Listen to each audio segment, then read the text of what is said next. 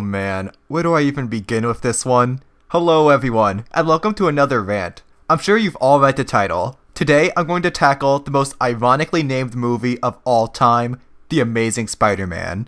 A movie that I rant about to literally everyone I meet. On my channel, I shredded some bad movies before like Batman v Superman, The Phantom Menace, Jurassic World, The Emoji Movie, 2017's Beauty and the Beast, Suicide Squad, and even though it's a video game, BioShock Infinite. With the exception of maybe the Emoji Movie, this movie is worse than all of these because at least they all have some redeeming qualities, as small as they may be. A cool action scene, a great score, a good character, and maybe a good performance. This doesn't really have anything to distract from the awfulness. The Amazing Spider-Man is a big black hole of suck that swallows up one of the most iconic characters of Western civilization. I've already talked about the other two film adaptations of Spider-Man. The first two Raimi films are two of the best superhero films to date, and laid the groundwork for further development of the subgenre in the form of Nolan's Batman movies and the MCU. Homecoming was a great summer comedy, but didn't strive to be much more, and that's alright. I never explicitly gave my opinion on Spider-Man 3, but I think it's bad on a writing level, but in terms of fun and spectacle, it still nails it. And lastly, this atrocity sequel, The Amazing Spider-Man 2, which is nearly as bad, except it was at least watchable due to not trying to be excessively dark and edgy. Now, I will be comparing this one to its predecessors because you pretty much have to. It came right after Spider-Man 3 and pretty much has the same plot as the first one. When I'm comparing them, I don't mean to hate on the reboot for being different.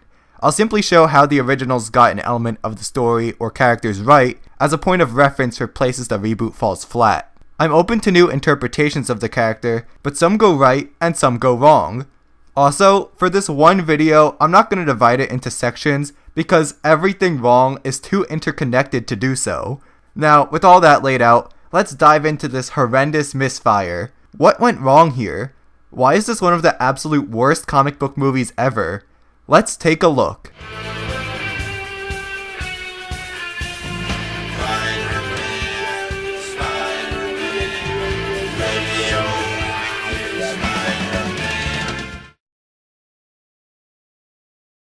Yes, that was the animated series theme, because this movie's soundtrack is dull as dung. I apologize to fans of the animated series. This awesome theme is too good for this bad movie.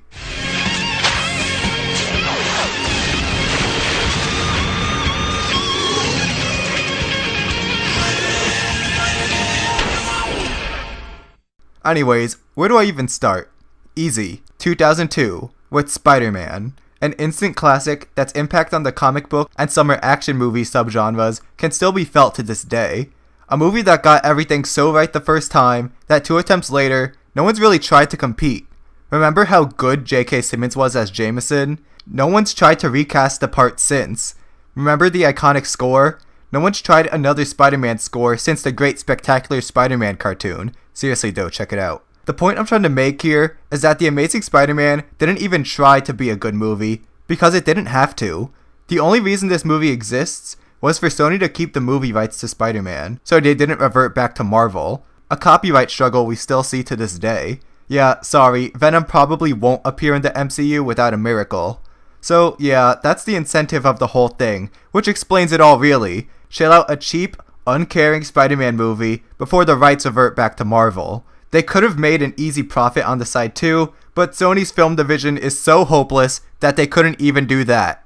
Okay, so the film's awful circumstances led to an awful product. So, what's the product like?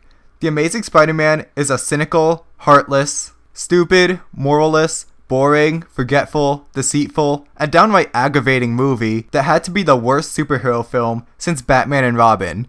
And let me remind you, they had the mid-2000s in between them. As for the plot, or the poor attempt of one, it's literally the original Sam Raimi version, but done badly. Yeah, that's probably how they pitched this to Sony executives. The original, but bad. The film takes us back to high school Peter Parker, and the whole origin gets done all over again. We get Peter being bullied, getting bitten, using his powers irresponsibly, getting to talk from Uncle Ben, but jumbled because he's clearly trying to dance around the "with great power comes great responsibility" quote. pitched perfectly by Cliff Robertson. Peter tries to catch the murderer, there's a scientist villain from Oscorp who becomes crazy from testing a formula on himself, and even some of the lines are lifted straight out of the 2002 film.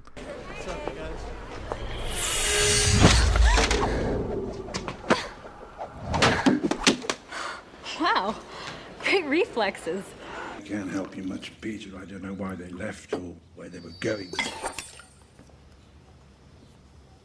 Good reflexes. But this version lacks any grace and fluidity of the original. Major plot points are just introduced and randomly forgotten.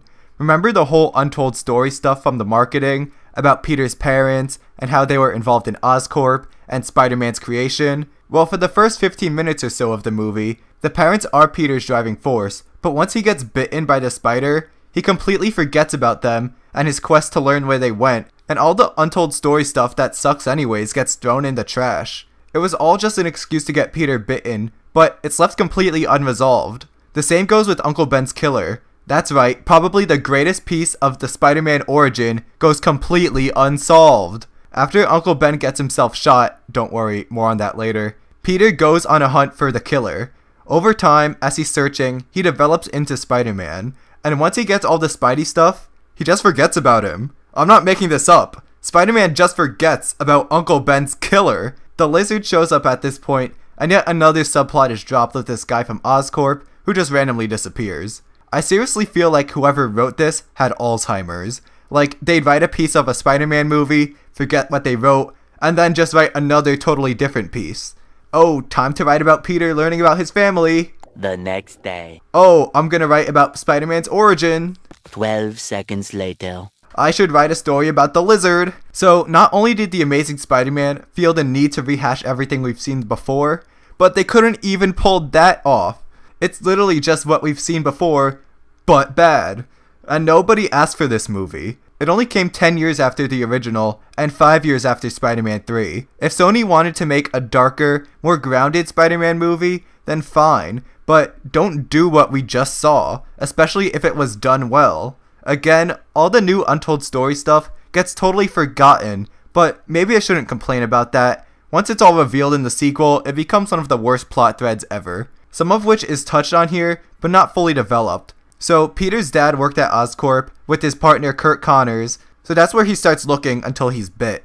And it just so happens that Gwen Stacy is Connors' assistant, and man, this is all dumb.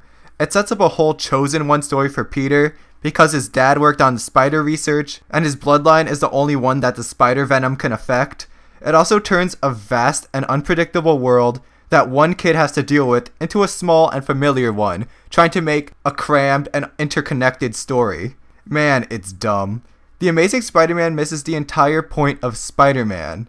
Peter Parker was just an average guy. There was nothing special about him until by sheer coincidence he got bitten. That could have literally been anyone. That's why he's a teenage wimp, to exaggerate the idea that he was no one special.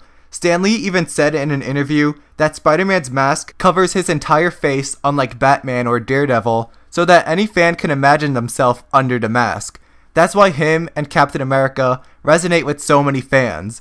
They're the everyman, the reader. They didn't have 7 PhDs like Bruce Banner, or billions of dollars at their disposal like Batman and Iron Man.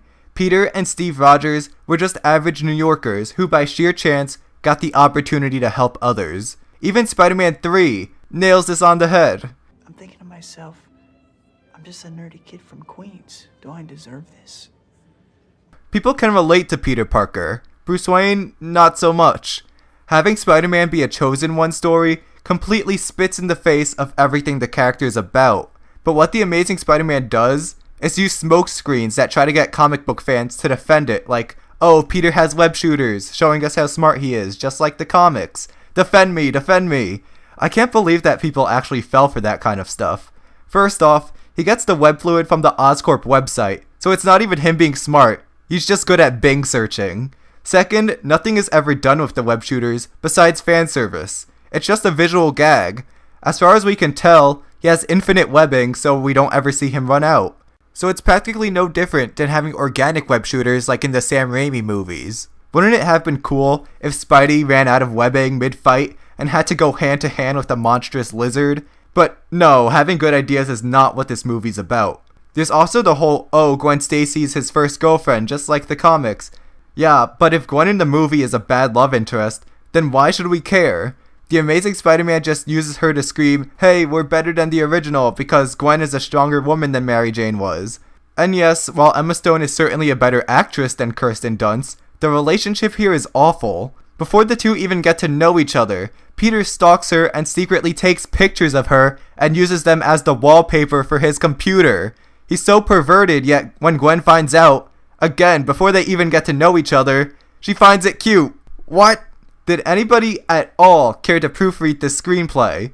This is top serial killer behavior, and Gwen just thinks it's cute. Maybe this is why I'm single. I treat girls with too much respect. Maybe if I stalked them and treated them like dirt, then they'd love me. Remember, guys, being a decent human being is unattractive. Oh, yeah, and Peter webs her butt on their first date. Besides the creepiness, Gwen basically becomes Peter's crutch. This girl does everything for him. He might as well make her a sidekick and call her Spider-Gwen. She saves him from Flash, helps him fight the Lizard, and basically saves New York. I get that people don't like the damsel in distress trope, I don't like it myself, but making the protagonist entirely dependent on the love interest is not the way to go about this. And speaking of that protagonist, yeah, this is the worst incarnation of Spider-Man I've ever seen. Remember the nerdy, awkward, respectful, troubled yet lovable guy? Well, this certainly isn't him. This Peter Parker is so unlikable. Like I said before, he stalks women. That should be enough to completely disqualify him, but there's so much more wrong with him, I have to keep going. One problem off the bat is that the writers didn't know who they wanted Peter to be. They just know what they don't want. Tobey Maguire. They try to make him appeal to as many demographics as possible that he ceases to be a coherent character. To appeal to comic book fans, he's smart, well, until he's outsmarted by Gwen, dabbles a bit in photography, makes his web shooters, and cracks unfunny jokes every now and then. To appeal to teenage girls, Peter's dark and moody. He disrespects everyone in his path, rides a skateboard, and has a secret nightlife. He closer resembles Edward from Twilight than the actual Peter Parker, because what girls want to see is an emotional, dark teen with a secret life, not the warm, lovable nerd. By the end, Peter ends up looking like Neapolitan ice cream. It tries so hard to appeal to everyone and include everything that anybody would like, to the point where it's just a disgusting mess. So we never get a sense of who Peter is, what his morals are, or what he cares about. But oh boy, is this guy disgusting. He sasses literally every adult he comes across. Aunt May when she's rightfully worried about him coming home late at night with cuts and bruises, a police officer who catches him tormenting a car thief, and even Captain Stacy, his girlfriend's dad, when they first meet. This guy is such a jerk, and the way he treats Gwen is atrocious. Even after the stalking stuff, following Captain Stacy's death at the end, Peter doesn't show up to his funeral because he promised to keep Gwen out of his dangerous life. He could have at least been there for Gwen as she goes through this tragedy and then break up with her some other time. It gets worse. When she visits Peter in tears to ask him why he wasn't there for her, he breaks up with her then, on the spot. Like, dude, this guy is mourning her father's death, and you abandon her and break up with her instead of being supportive? It's like a wombo combo of misery. Happy feet, wombo combo. That ain't Falco. That ain't Falco.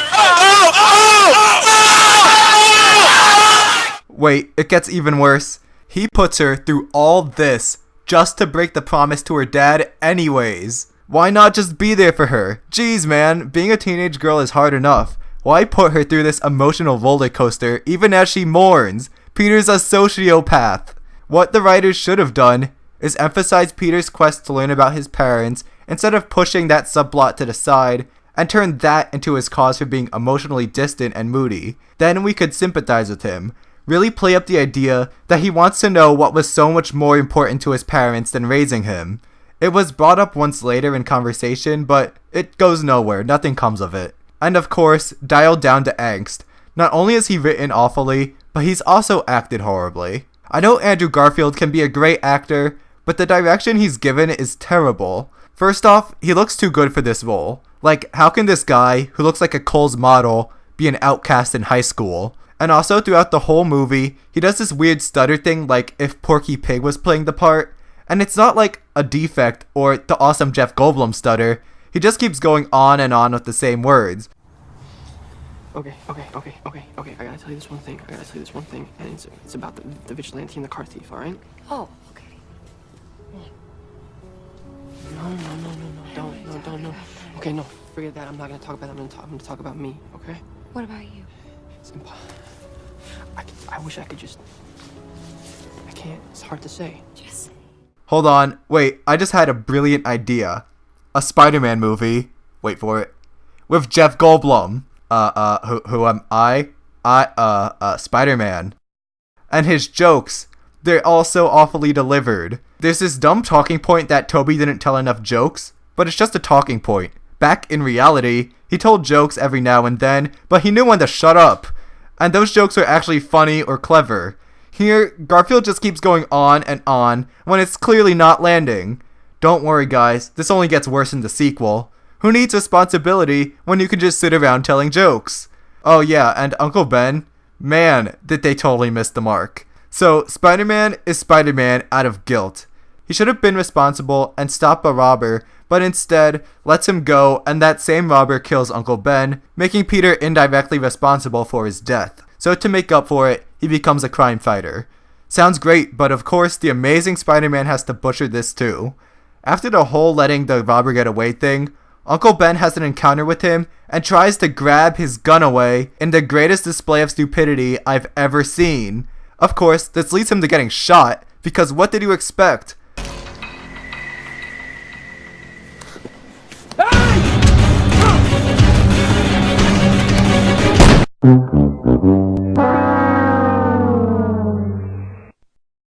What his stupidity does is take that blame away from Peter. Because Uncle Ben tried something dumb, he got killed. Not because Peter was being irresponsible. So instead of becoming a superhero, he should have just become a gun safety awareness activist or something. Man, it's like the writers purposefully tried to ruin every bit of the origin. The last thing I'm gonna say about Andrew Garfield's version is how bad the suit looks. Just look at it.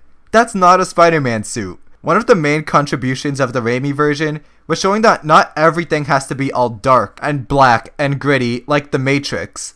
X-Men and Blade couldn't figure this out. Spider-Man showed that you can be fun and bright and take yourself seriously at the same time. The Amazing Spider-Man completely forgot one of the biggest lessons for action movies in this century and reverts to trying to be dark and gritty because it worked for The Dark Knight somehow, and it all shows on the suit. The result is a costume that's worse than George Clooney's bat nipple suit. Now, I briefly mentioned the villain and how he's a ripoff of the Green Goblin from the first movie. The Lizard is probably the best part of this whole trash pile, simply because of how forgettable he is. When I'm in bed getting night terrors because of this film, it's not because of him. But Kirk Connors is still awfully handled here. They do the classic story of him trying to grow his arm back with lizard DNA, and it makes him a monster. Let me stop you right there, movie. Why does he want to grow his arm back? That sounds like an obvious question, but his motivation is never explained. Did he have two arms before, but one of them got blown off in battle? Was he born with one arm? Are there things he wishes he could do if only he had both? I know it sounds trivial, but small details like these really help flesh out the character. We know Norman Osborn is dying and Connors is trying to make a cure, but why make a lizard serum that's clearly for yourself? And once Connors becomes the lizard, he decides he wants to turn everyone into a giant lizard monster and take over the world. Okay, why? What causes his crazy motivation? It's just random and unexplained. Yes, I know this is a lizard thing from other Spider-Man lore, but simply being like a random comic isn't going to make the movie any better. And to help Spidey and the audience know the plan, he leaves a laptop in his lair that plays a slideshow of his plan on loop, just in case anyone stumbled across it and was curious as to what he was up to. This is some of the dumbest exposition I've ever seen. He also has no personality. There's nothing to what should be a really tragic character. There's a deleted scene of him saying goodbye to his son for a final time. This would have helped develop the character so much and make him much more sympathetic. Whose decision was it to cut out this scene? It wouldn't have saved the film, but it would have saved me a minute of rant. So in the end, the lizard is just forgettable. There's nothing at all to him except being just another villain who wants to take over the world in some weird way. He doesn't even get any good action scenes. All the action is just generic, bland stuff. There's nothing that great or that simply stands out. Actually, what does stand out is some of the bad CGI. It looks no better than the movie from 10 years before, and sometimes far worse. The effects definitely look rushed. Both Spider-Man and the Lizard look cheap and fake. The Amazing Spider-Man also tries to have a triumphant New York helping Spidey moment, but it just falls so flat and feels so cheesy. When he's injured and trying to go stop the Lizard, crane workers line up their cranes for Spider-Man to swing on. There are so many problems with this scene, but aside from the obvious stuff like the speed in which it gets coordinated, it mainly doesn't work because the city of New York never became a character. The city's original opinion of him has never been shown, so this scene that should be the conclusion to the city's character arc doesn't matter because the arc never had a starting point. One might say Captain Stacy doesn't like him, and that counts, but it doesn't because he gets his own arc and conclusion when he teams up with Peter. Once again, in the original, we got to see people's opinion of Spider-Man. There were very mixed opinions, but outlets like the Daily Bugle villainized him, and the city called for his arrest. But in the end, we see the people help Spidey fight the Goblin, so the city had an arc. New York in The Amazing Spider-Man doesn't. And yeah, the scene was just dumb in general. Okay, so far I've talked about the story, the main character, the love interest, cheap gimmicks, the lame villain, and the dull action. There are a few more things that I wanted to get into, but this rant has already gone on forever, so I'll just name drop them. Peter Parker has no character development throughout the entire movie.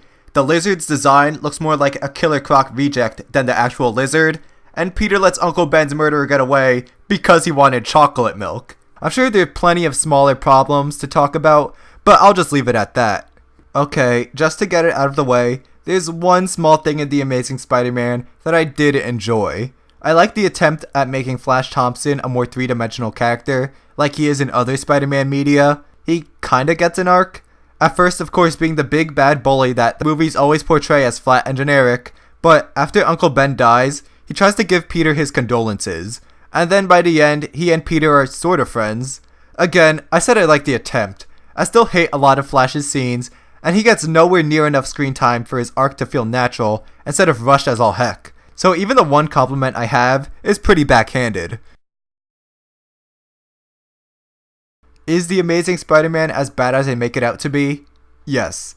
It's the worst Spider-Man movie by a long shot, even though there are two other bad ones. At least the sequel didn't feel the need to be all dark and moody, like a Dark Knight ripoff. And yeah, even The Dark Knight isn't all that dark.